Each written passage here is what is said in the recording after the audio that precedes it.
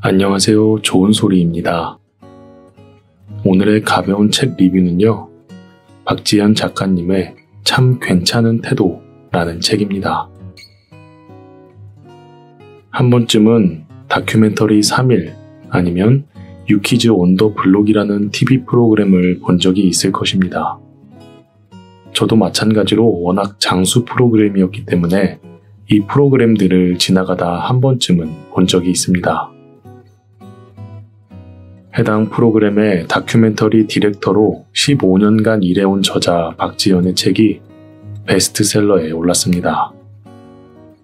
워낙 사회적인 이슈도 많이 생산해낸 프로그램이었기 때문에 이 책도 흥미로운 이야기들이 많이 있을 거라는 기대감이 컸습니다. 15년간이나 길거리에서 사람들을 만나왔다면 얼마나 많은 이야깃거리가 있을까요? 사람들은 모두 다양하고 그 다양성으로 본인들만의 삶을 살아내고 있기 때문에 많은 배움이 있었을 거라고 어림짐작할 수 있습니다. 한번 이 책을 읽어보고 저자가 일해오면서 수많은 사람들을 만나 얻은 삶의 의미들을 저도 간접적으로 체험해보고자 합니다. 저자는 다큐멘터리 디렉터로 일해오면서 수많은 사람들을 만났습니다. 그들의 인생을 옆에서 잠시 지켜보면서 얻은 깨달음이 있었습니다. 다양한 사람들을 만나는 저자의 인생이 부러웠습니다. 하지만 분명 사람을 만나는 것 자체가 힘든 점도 있었을 것입니다. 사람이 워낙 다양하기에 나만의 기준에서 전혀 이해가 안 되는 말과 행동을 하는 사람들도 있기 때문입니다. 어쨌든 이 책에서는 저자가 사람들을 만나며 얻은 삶의 의미를 하나씩 풀어내었습니다. 그중 하나가 암 환자를 취재하는 일이었습니다. 전남 장성의 충령산 편백나무 숲에는 치료가 어려워 마지막 방법으로 자연 치유를 택한 암 환자들이 상당히 많습니다. 편백나무에서 나오는 피톤치드가 면역력을 향상시켜주고 암 치유에도 효과적이기 때문입니다. 암 환자들을 인터뷰하는 것 자체가 어렵지만 다행히 마음을 열고 인터뷰에 응한 분들이 있었습니다.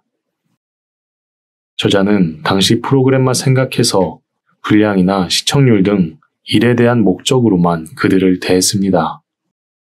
방송에 나가고 시청자들의 응원 글들을 보면서 저자는 깨달았습니다.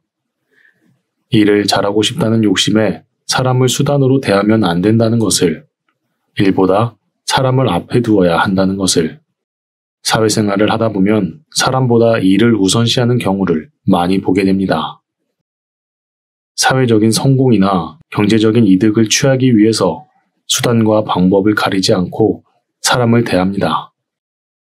하지만 이렇게 만들어진 성취는 모래 위의 성과 같습니다. 무슨 일이든 사람이 하게 마련이고 일보다는 사람이 항상 우선해야 합니다. 그래야만 부작용 없이 어떤 일이든 오래 유지할 수 있는 것이라는 생각이 듭니다. 다양한 사람을 만나고 잠시 동안 대화를 나눌 수 있다는 것은 축복입니다.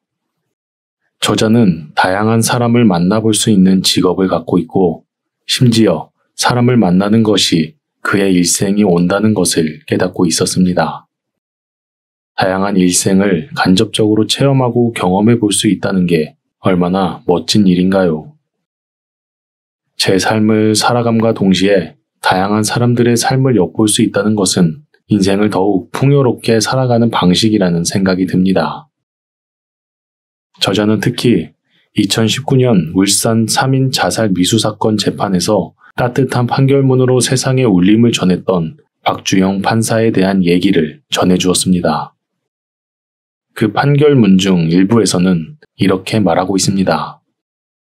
비록 하찮아 보일지라도 생의 기로에 선 누군가를 살릴 수 있는 최소한의 대책은 그저 눈길을 주고 귀 기울여 그의 얘기를 들어주는 것이 아닐까. 사람이 사람에게 할 수 있는 가장 잔인한 일은 혼잣말 하도록 내버려 두는 것이다. 누군가의 얘기를 귀 기울여 준다는 것만으로도 그 사람에게 있어서는 가장 큰 삶의 의미로 다가올 수 있다는 것입니다. 살아가다 보면 어떠한 일에 대해 내 기준과 내 관점에서만 얘기하고 주장하게 됩니다. 남들이 뭐라고 하든 신경 쓰지 않고 내 삶을 살아가는 데만 집중합니다. 심지어는 가장 가까운 사람인 가족의 얘기도 피곤하다는 이유로 잘 들으려 하지 않습니다.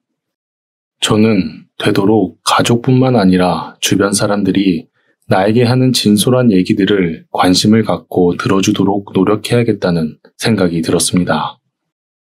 그가 내게 말을 걸어오는 것은 그의 일생이 온다는 사실을 알고 있어야 하겠습니다.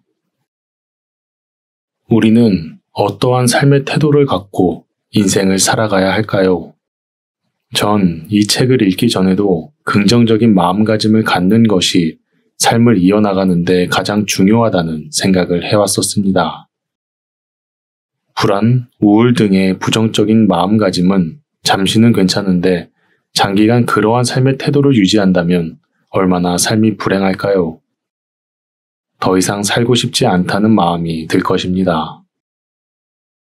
그렇기에 항상 무슨 일이든 긍정적인 면을 보려고 노력하고 사람도 단점보다는 장점을 찾으려고 노력합니다.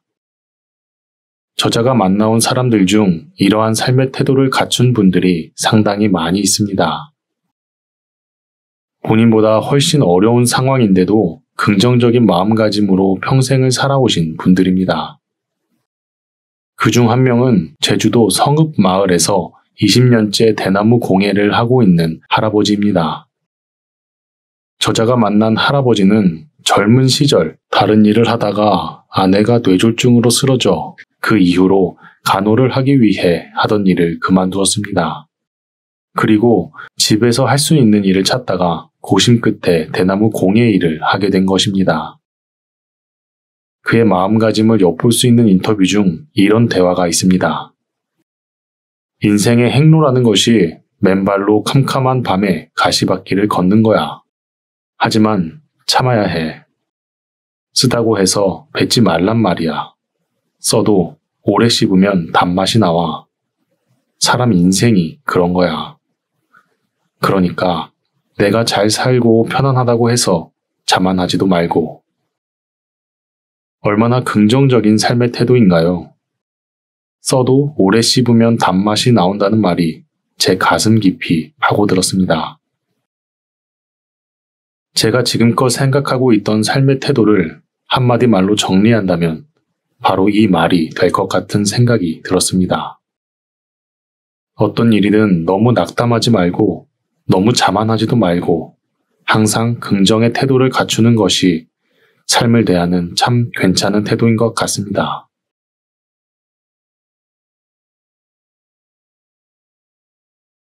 이 책을 통해 15년간 저자가 만나온 인물들에 대해 단편적이지만 다양하게 간접 체험할 수 있었습니다. 그저 10년간 회사 생활을 해온 저로서는 이렇게 다양한 인생이 동시간에 다양한 곳에서 펼쳐지고 있다고 생각하니 제가 그동안 삶을 살아가며 했던 고민들과 걱정들이 한낱 휴지 조각처럼 하찮게 느껴졌습니다. 너무 제가 가지고 있는 것을 놓치지 않으려고 또는 무너지지 않으려고 집착하고 있었던 것입니다. 저자가 이 책에서 말했듯이 잡고 올라가던 사다리가 무너지면 다른 사다리를 찾으면 된다는 것을 항상 염두에 두어야겠습니다. 그래야만 좀 더 제 인생을 여유롭게 돌아볼 수 있다는 것을 깨달았습니다. 나는 앞으로 어떻게 살고 싶은가?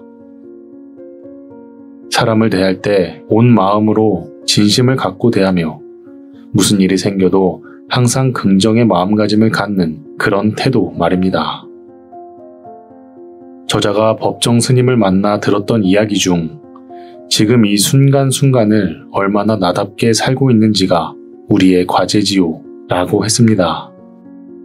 저는 정말 제가 원하는 삶의 기준에서 저답게 살고 있는지를 항상 성찰하며 살아가고 그 삶의 태도가 주변 사람들에게 좋은 영향을 줄 수 있도록 노력해야겠습니다.